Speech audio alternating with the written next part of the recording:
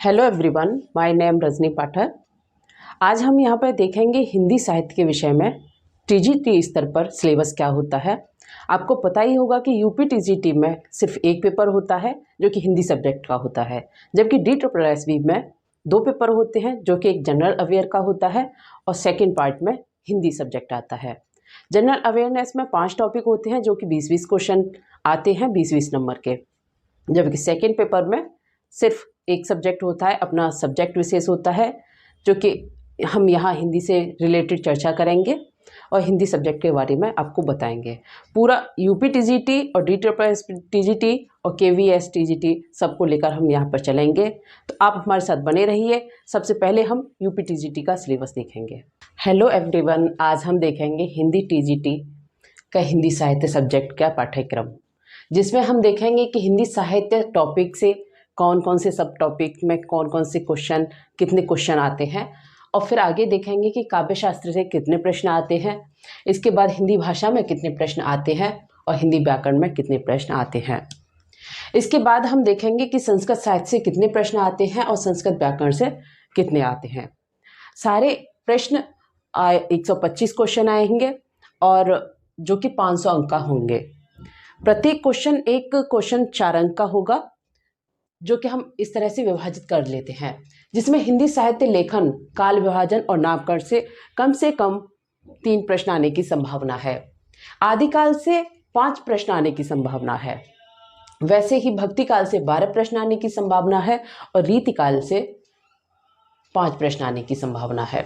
आधुनिक कालखंड से 25 प्रश्न और हिंदी गद्य विकास से 25 प्रश्न। इस तरह से आधुनिक काल से 50 प्रश्न आने की संभावना है, जिसमें से हिंदी गद्य विकास में उपन्यास से 4 प्रश्न आ सकते हैं और कहानी से 2 प्रश्न। नाटक एकांकी से भी 1-2 प्रश्न आ सकता है और निबंध आलोचना से भी 2-2 प्रश्न आ सकते हैं।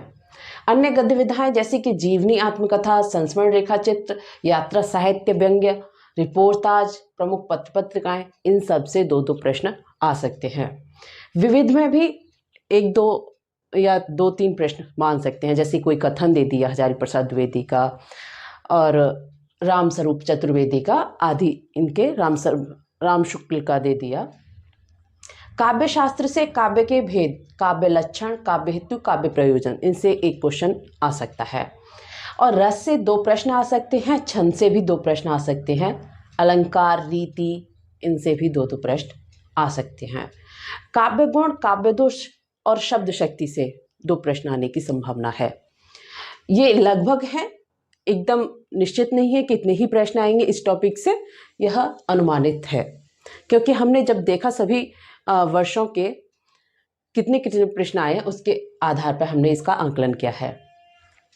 हिंदी भाषा में जैसे कि संपर्क भाषा, हिंदी की संवैधानिक स्थिति, हिंदी संचार माध्यम और कंप्यूटर विकास, देवनागरी लिपि, इससे एक क्वेश्चन मुश्किल से आएगा।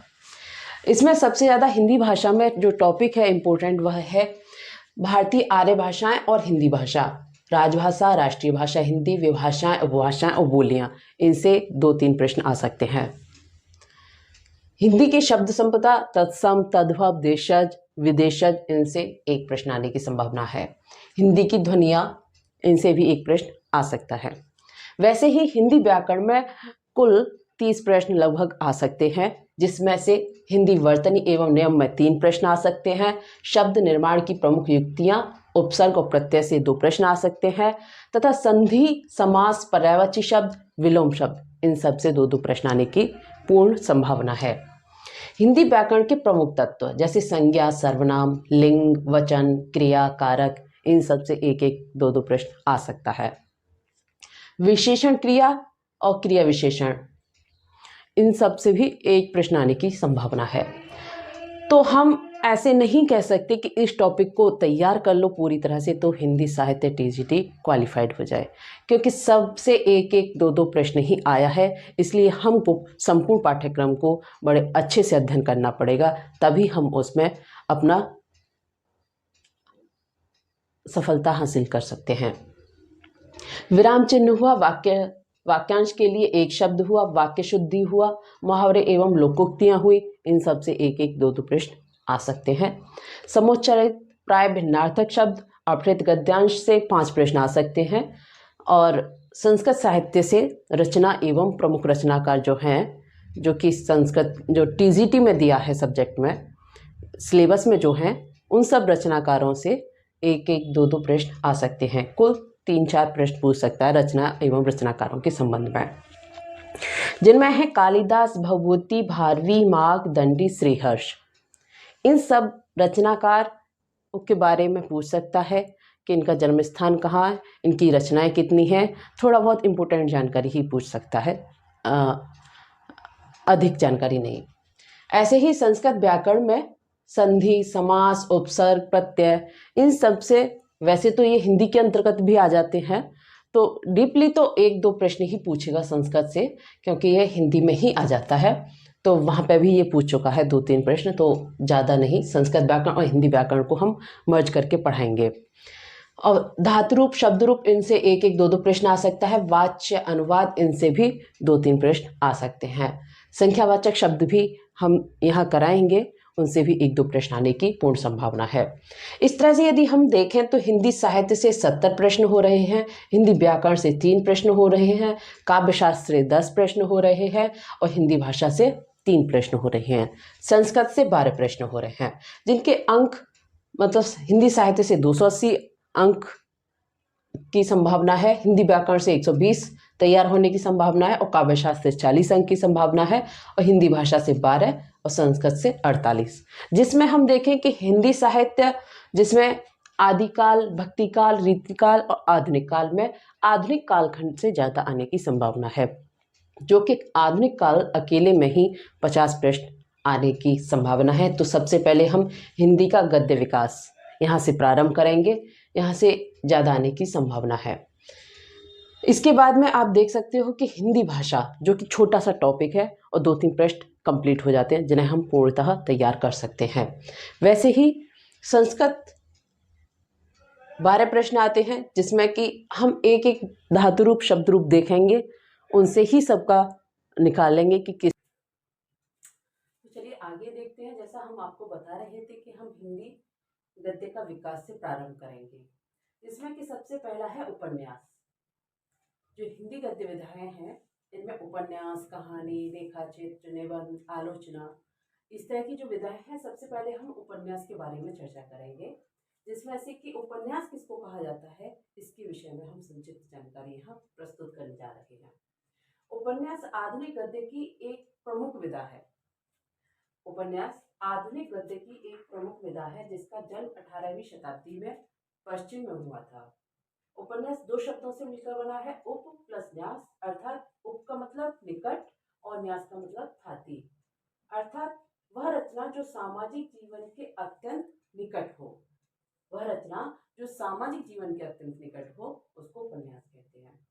सामाजिक जीवन के निकट होने के कारण ही उपन्यास को आधुनिक जीवन का महाकाव्य कहते हैं।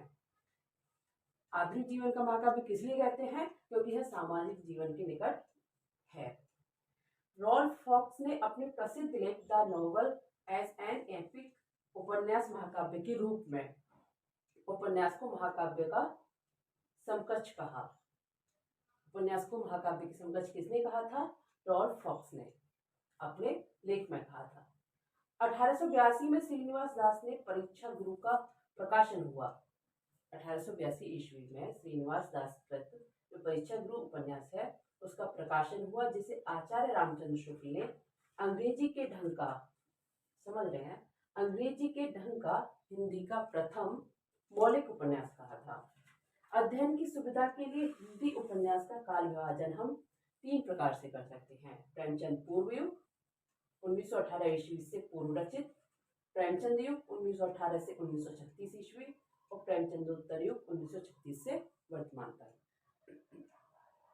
हिंदी में प्रथम उपन्यास के संबंध में विद्वानों में मतभेद है। तो यहाँ पर उपन्यास है, यहाँ पर उपन्यासकार, यहाँ पर प्रस्तोता, अर्थात किसके द्वारा पहला उपन्यास है और किसके द्वारा रचित है। गोपाल राय ने पहला उपन्यास देवरानी जेठानी की कहानी 1870 में माना है, जिसके रचयिता पंडित गौरीदत्त हैं। भाग्यवती 1877 सदाराम फिल्लोरी का उपन्यास है, इसको डॉक्टर विजय शंकर ने पहला उपन्यास माना है।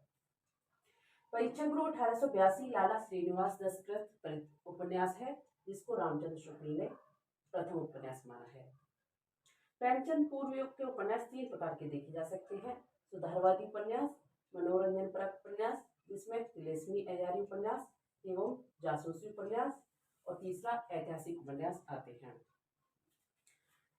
इस तरह से हम बालकृष्ण भट्ट 1844 से 1914, जिनका उपन्यास है रहस्य कथा 1879 ईस्वी, नूतन ब्रह्मचारी जो कि है 1886 ईस्वी, 100 अजान 100 जान जो कि है 1892 ईस्वी में रचित है, और ठाकुर जगमोहन सिंह 1857 से 1899 ईस्वी, जिनका है श्यामा सौ। लज्जाराम मेहता 1863 से 1931 ईस्वी, जिनका है सुशीला विधवा, और आगे है भारतेंद्र हरिश्चंद्र 1850 से 1885 ईस्वी, जिनका है पूर्व प्रकाश और चंद्रप्रभा। देवकीनंदन खत्री का है 1861 से 1913 जीवन काल, इनके उपन्यास है चंद्रकांता 1888, चंद्रकांता संतति 1889 ईस्वी, नरेंद्र मोहिनी और कुसुम कुमारी, काजल की कोठरी और भूतनाथ इनके प्रमुख उपन्यास हैं। राधा कृष्ण दास का है 1865 से 1907 ईस्वी, जिनका उपन्यास है निस्सहाय हिंदू 1890 से मौलिक उपन्यास। किशोरीलाल गोस्वामी 1865 से 1932 ईस्वी, जिनके प्रमुख उपन्यास क्या क्या है: प्रणय निपर्णय, जिंदे की लाश, लीलावती, सुख शर्वरी, लवंगलता और प्रेममयी। गोपाल गहमरी 1866 से 1946 ईस्वी, जिनकी जासूसी उपन्यास है अद्भुत लाश, अद्भुत खून, सरकटी लाश, जासूस की भूल और जासूस पर जासूसी, जासूस की अय्यारी। आगे है राधिका रमण प्रसाद सिंह 1890 से 1971, जिनका है वन जीवन व प्रेम लहरी, राम रहीम। ईश्वरी प्रसाद एवं कल्याण राय का है वामा शिक्षा, और ब्रजनंदन साय का है राजेंद्र मालती, सौंदर्य उपासक और लालचीन। भुवनेश्वर मिश्र का है बलवंत भूमिहार, राधाचरण गोस्वामी का है सौदामिनी और वीरबाला। गंगा प्रसाद गुप्त का है पृथ्वीराज चौहान, सेनापति, लक्ष्मी देवी।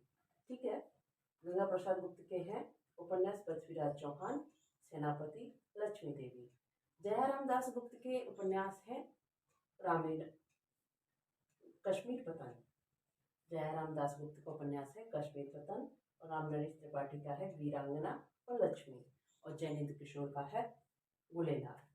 तो इस तरह से हमने अभी देखा हिंदी गद्य विकास में उपन्यास। उपन्यास आधुनिक गद्य की एक प्रमुख विधा है, जिसका जन्म 1820 शताब्दी में हुआ।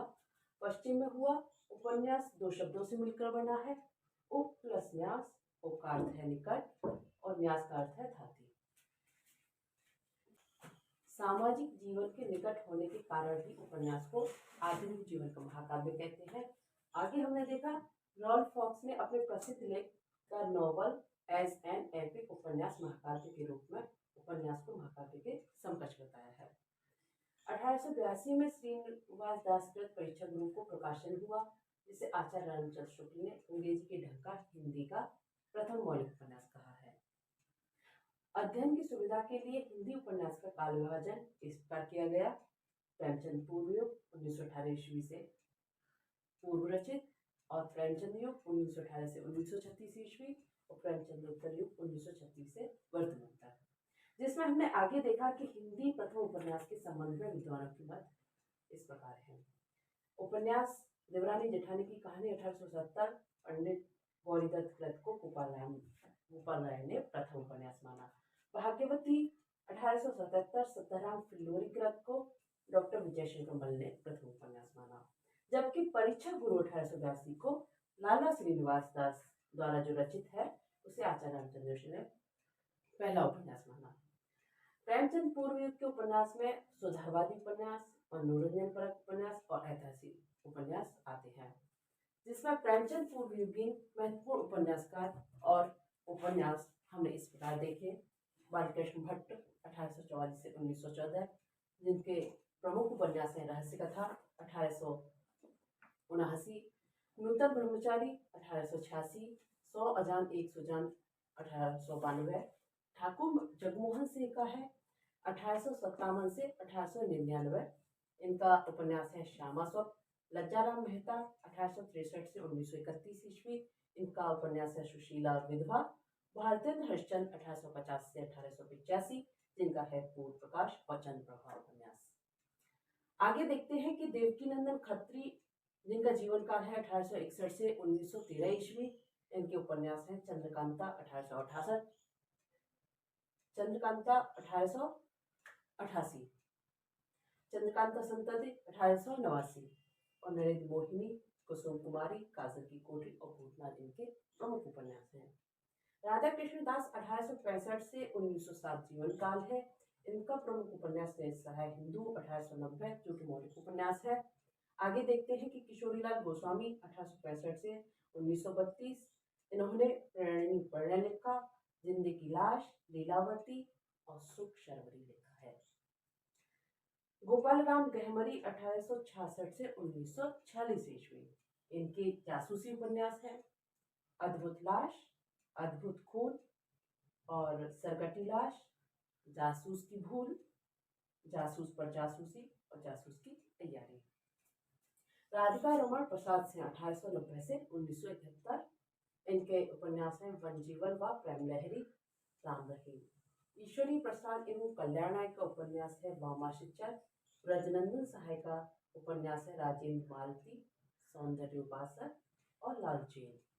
भुवनेश्वर मिश्र का उपन्यास है बलवंत भूमिहार। राधाचंद्र गोस्वामी का उपन्यास है सौदामिनी और वीरवाला। गंगा प्रसाद गुप्त का है पृथ्वीराज चौहान, सेनापति और लक्ष्मी देवी। जयराम दास गुप्त का है कश्मीर पतन। राम नरेश त्रिपाठी का है वीरांगना और लक्ष्मी जैनेन्द्र किशोर का है गुलेला।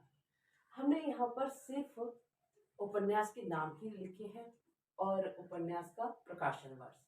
जिन प्रमुख उपन्यासों का प्रकाशन वर्ष इम्पोर्टेंट है, यहाँ पर उन्हीं को बताया गया है। इनके बारे में नहीं पूछा जाता है। टीजीटी की जो परीक्षा है उसमें सिर्फ प्रकाशन वर्ष और उपन्यास का नाम ही पूछा जाता है।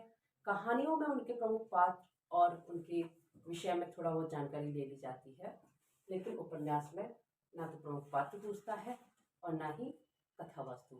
तो सिर्फ हमने यहाँ पर प्रकाशन वर्ष और उपन्यास का नाम ही लिखा है। जिसके विषय में उपन्यास के विषय में जो महत्वपूर्ण जानकारी थी वह ये थी कि उपन्यास का प्रथम उपन्यास किसको माना है और किसके द्वारा माना गया है, जो कि हमने बता ही दिया कि देवरानी जेठानी की कहानी 1870 को पंडित गौरीदत्त द्वारा जो रचित उपन्यास है उसे गोपाल राय ने प्रथम उपन्यास माना है और विजय शंकर मल्ल ने माना है भाग्यवती को और रामचंद्र शुक्ल ने माना है परीक्षा गुरु को, जो कि राधा श्रीनिवास दास द्वारा रचित है। तो इस तरह से यहाँ पर प्रेमचंद पूर्व युग में जो लिखे गए उपन्यास हैं उनके विषय में हमने यह संक्षिप्त जानकारी ली। अधिक विस्तृत जानकारी इसमें नहीं आती है हिंदी साहित्य के टीजीटी स्तर पर, इसलिए इसको यही समाप्त करते हैं। आगे हम देखेंगे प्रेमचंद पूर्व युग के महत्वपूर्ण उपन्यासकार और उपन्यास। तो हम देख रहे थे प्रेमचंद पूर्व युग के प्रमुख उपन्यास और उपन्यासकार। उससे रिलेटेड हम कुछ प्रमुख तथ्य देख लेते हैं। किशोरीलाल गोस्वामी को हिंदी का प्रथम प्रतिष्ठित उपन्यासकार रामचंद्र शुक्ल ने माना है। गोपाल राम गहमरी को हिंदी में जासूसी उपन्यासों का प्रवर्तक माना जाता है। गोपाल राम गहमरी को हिंदी का कानन डायल यानी कि अंग्रेजी के लोकप्रिय जासूसी उपन्यासकार कहा जाता है। देवरानी जेठानी की कहानी स्त्रियों को पढ़ने लिखने तथा उन्हें ग्रस्त धर्म का उपदेश देने के लिए लिखा गया था। श्रद्धाराम फिल्लोरीकृत भाग्यवती में स्त्री शिक्षा मुख्य तथ्य है और जिसके साथ मध्यवर्गीय ब्राह्मण परिवार तथा तत्कालीन जीवन दशा का चित्रण हुआ है। नूतन ब्रह्मचारी की ऐतिहासिक कथा वस्तु के आधार पर उसको डॉक्टर गोपाल राय ने बालकृष्ण भट्ट के प्रथम ऐतिहासिक उपन्यासकार माना है। बालकृष्ण भट्ट को प्रथम ऐतिहासिक उपन्यासकार नूतन ब्रह्मचारी की ऐतिहासिक कथा वस्तु के आधार पर माना है। श्यामा स्वप्न ठाकुर जगमोहन सिंह का है, जिसको हिंदी में आख्यायिका शैली का प्रथम उपन्यास माना जाता है। आख्यायिका शैली संस्कृत की एक विधा है जो कि उपन्यास की तरह संस्कृत में गद्य लिखा जाता है, उसको आख्यायिका बोलते हैं। तो हमने देखा कि प्रेमचंद पूर्व युग के उपन्यासकार और उपन्यास देखे थे, इसके प्रमुख तथ्य भी देख लिए। तो इस टॉपिक को यही समाप्त करते हैं। अगले टॉपिक में हम देखेंगे प्रेमचंद नेगीन, उपन्यास एवं उपन्यासकार और प्रेमचंद के प्रमुख उपन्यास। धन्यवाद।